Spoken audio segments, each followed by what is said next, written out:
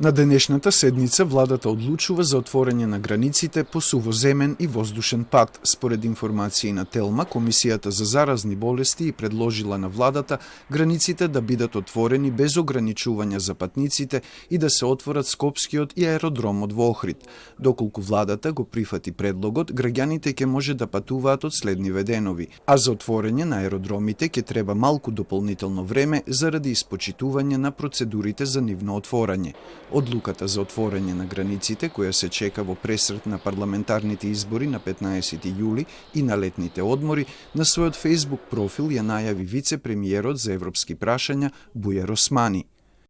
Време е да го отвориме аеродромот и границите без ограничувања.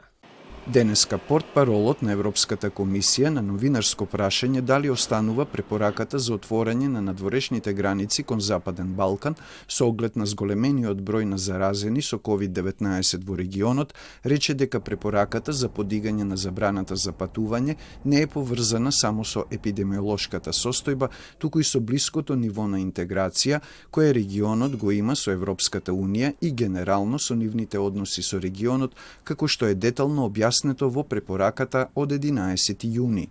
Now, with regards to the epidemiological situation, of course, we remain in, we follow the situation very closely, and the decision now that will be taken by